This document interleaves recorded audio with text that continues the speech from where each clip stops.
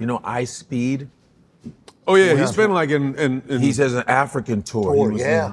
it's blown his mind. And you know what's funny is that he's breaking the stereotypes, the stuff they were trying to hide. He's like, yo, they was lying. Right. He just turned 21. Yeah. He goes, no, they was lying. Look at all this. They was lying. So they're like, they're freaking out. He's breaking.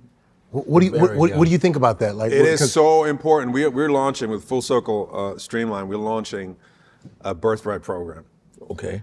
Which is basically we're partnering with a huge organization that I cannot at this point name yet, and we are enabling high school graduates, African American high school graduates, to go to Africa and to have a week of cultural immersion, historic sites, reconnecting with the ancestry and the heritage, because I think it is the most important thing a person of African descent can do for themselves. Because again, it breaks down double consciousness. It redefines your value system, self-worth, identity. Especially for African Americans, I think it's so important that we understand that the truth of our identity lies on the continent. Yeah. And that reconnecting with the continent and therefore with your ancestry unleashes your superpower and gives you a whole new perspective on purpose. Yeah. So my dream is to make that available to every young person of African descent, whether it's here in America or in Europe. I think everybody should be able to do that. I would love to be part of that, because I'll tell you, I had a similar thing. Well, you're gonna have to confirm that Ghanaian jollof is. No, I'm standing my ground. I mean, we'll just have to. I'm afraid that's the only way. We have to agree to disagree. They need to make a jollof, a Ghanaian and a Nigerian fusion. No, you know what I'm saying? Something a fusion jollof. No, then the good jollof is polluted. Yeah, you guys will mess it up. So we. But you know, the very first country I went to in Africa was Ghana. Oh, and Ghana? it was, growing up, grew up tough here in Los Angeles, and so we never had the opportunity to go to Nigeria. Both my parents being, just had to work hard here. But Miss Silverstein, Beverly Silverstein at Crenshaw High School, she was our teacher training magnet counselor. She put together a trip for her teacher magnet students to be able to go to Ghana. And it was the very first time, and I'll never forget, it was a cool story. I'm like, man, I'm going to Africa. And I'm like, oh man, we're going far away from home. And I remember, this is in 1995, my mom gave me $100, and she gave me another $100 to give to her brother. And I'm going, wait a second, all this money should be going to me. Right. And you sending me all the way to Ghana with $100? That's a lot. I didn't know that, and it changed. You convert that? Man, it changed. In 1995, I still never forget it. It was 165,000 CDs. It was 100, and I thought, oh man, like we so poor. My mom can only send me with $100, and I was balling out of control. I had so much money, I had to put it in my backpack. Yeah. And I couldn't spend it all. It was just a lot. And I remember we went to go to visit a school, and the young kid goes like, "Give me money, give me money," and I was like. And he digged into my pocket, and he's like, "You are a poor boy." And I opened up my backpack, and I was like, and I opened it up, and he was like, "Ah, give me money!" And it was a cool thing. And the teacher's like, "No, you can't do that," and whatever. And kind of, I was like, "Oh shoot," because the money was big. It was bigger than the U.S. dollar. But we went to Elmina Castle. We went to Kumasi. At the time, there was just this one skinny road. They went to Kumasi. They were still bartering at the time. I bartered a Michael Jordan t-shirt for this Kente vest that I wore during my homecoming. Wow. And it was like, I'm like, a Michael Jordan t-shirt that was a hand-me-down from my brother. But they go, Michael Jordan. And it was like, it got me a vest. It's either Michael Jordan or Michael Jackson. Right. The MJs. So on the way to Kumasi, I mean, there's that one road that you're taking down, and it's just, trees and, whatever greenery. And in the middle of this nowhere, there's nothing around, no building.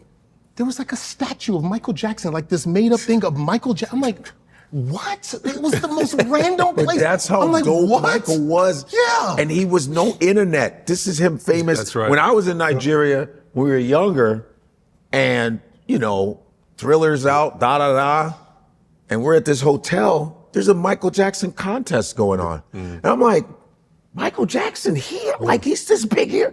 They wanna be stars. We're just watching a contest.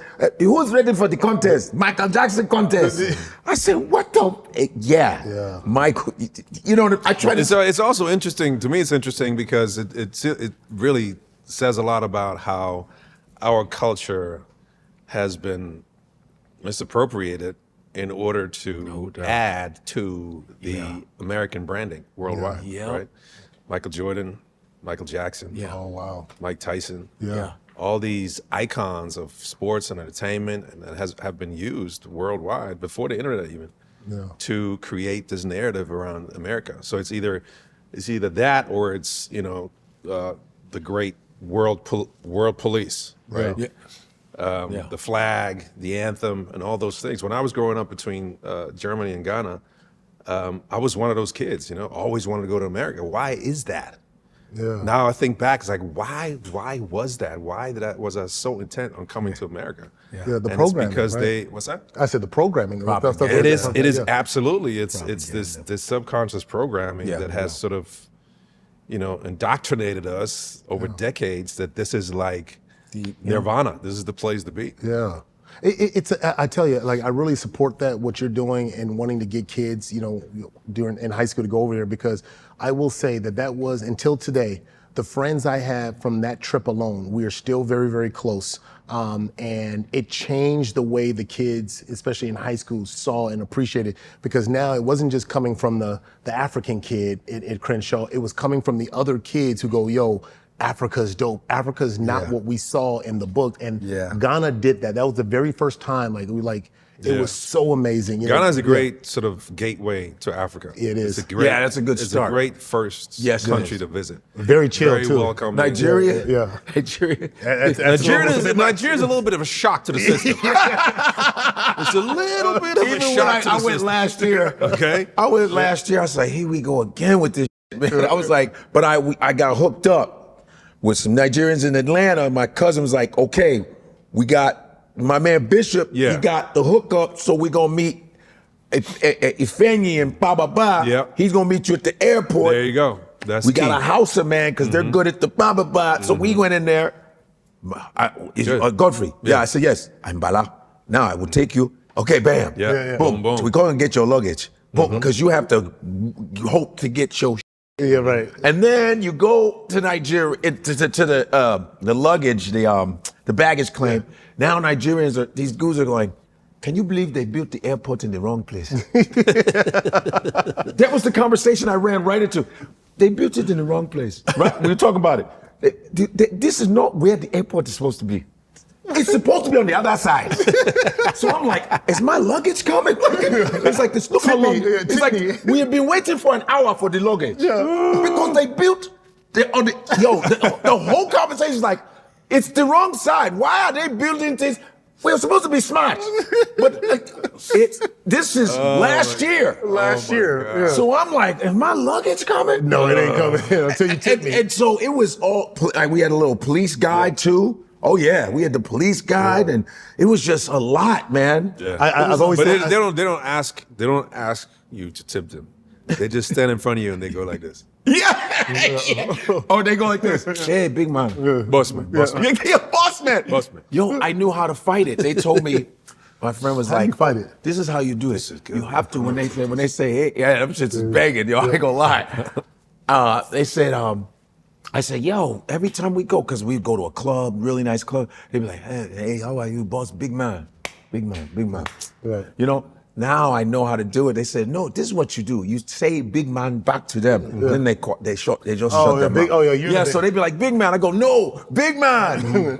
Okay, now. Yeah, you gotta throw it back at them. So that's what I learned. all right, that's what I'm gonna do. You're like, no, you the man.